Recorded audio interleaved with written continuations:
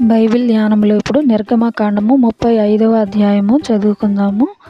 మోషే ఇశ్రాయేలీయుల సర్వ సమాజమును పోగు చేసి, మీరు చేయునట్లు యెహోవా ఆజ్ఞాపించిన విధులేవనగా 6 దినములు పని చేయవలెను. 7వది మీకు పరిశుద్ధ దినము, అది యెహోవా విశ్రాంతి దినము. దానిలో పనిచేయు ప్రతి వాడును మరణశిక్ష నొందును.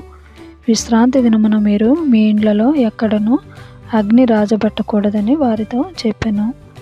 మరియు మోషే ఇశ్రాయేలీయులైన సర్వ సమాజముతో ఇట్లనెను, యెహోవా ఆజ్ఞాపించినదేమనగా, మీరు మీలో నుండి యెహోవాకు అర్పణము పోగు చేయుడి.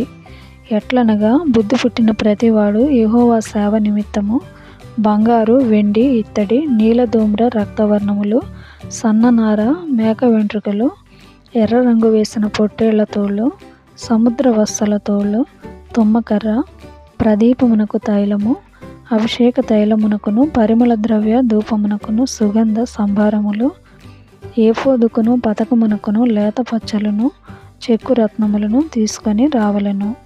మరియు వివేక హృదయులందరూ వచ్చి యెహోవా ఆజ్ఞాపించినవన్నీ చేయవలెను.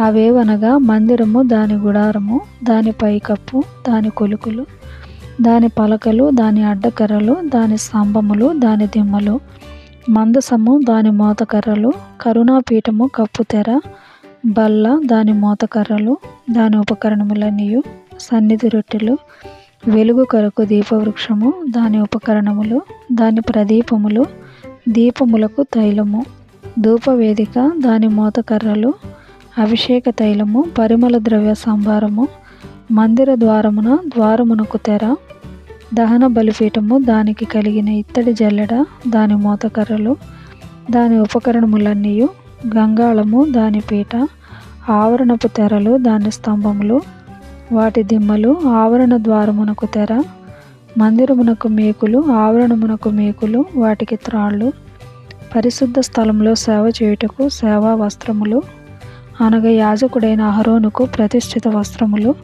యాజకులగునట్లు అతని కుమారులకును వస్త్రములు నవియే అనెను. ఇశ్రాయేలీయుల సమాజమంతయు మోషే ఎదుట నుండి వెడలిపోయెను. తరువాత ఎవని హృదయము వాని రేపెనో, ఎవని మనస్సు వాని ప్రేరేపించెనో వారందరూ వచ్చి ప్రత్యక్షపు గుడారము యొక్క పని కొరకును, దాని సమస్త సేవ కొరకును, ప్రతిష్ఠిత వస్త్రముల కొరకును యెహోవాకు అర్పణను తెచ్చిరి. స్త్రీలు గాని పురుషులు గాని ఎవరెవరి హృదయములు వారిని ప్రేరేపించెనో వారందరూ యెహోవాకు బంగారు అర్పించిన ప్రతి వాడును ముక్కరలను, పోగులను, ఉంగరములను, రావళములను, సమస్త విధమైన బంగారు వస్తువులను తెచ్చిరి.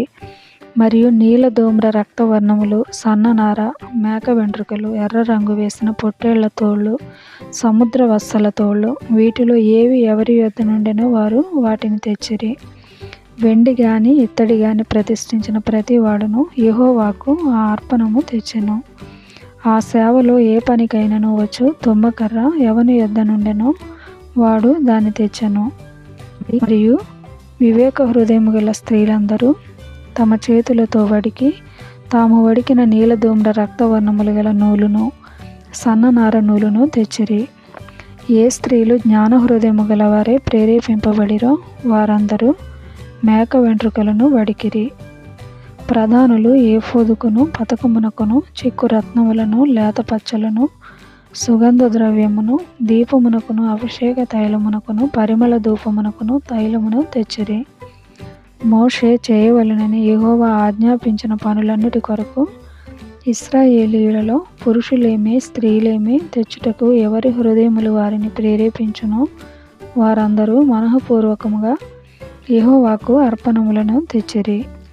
మరియు మోషే ఇశ్రాయేలీయులతో ఇట్లనెను, చూడుడి, యెహోవా ఊరు కుమారుడును హూరు మనవడునైన బెసలేలు అని పేరు పెట్టి పిలిచి విచిత్రమైన పనులను కల్పించుటకును, బంగారుతోనూ వెండితోనూ ఇత్తడితోనూ పని చేయుటకును, రత్నములను సానబెట్టి పొదుగుటకును, చెక్కుటకును, విచిత్రమైన పనులన్నిటిని చేయుటకును వారికి ప్రజ్ఞా వివేక జ్ఞానములు కలుగునట్లు దేవుని ఆత్మతో వాని నింపియున్నాడు.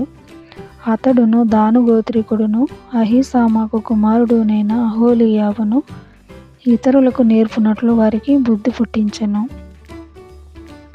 చెక్కువాడేమి, చిత్రకారుడేమి, నీలధూమ్ర రక్తవర్ణములతోనూ సన్ననారతోనూ బుటా పని చేయువాడేమి, నేతగాడేమి చేయు సమస్త విధములైన పనులు అనగా ఏ పని అయినను చేయువారి యొక్కయు విచిత్రమైన పని కల్పించు వారి యొక్కయు పనులను చేయునట్లు ఆయన వారి హృదయములను జ్ఞానముతో నింపియున్నాడు.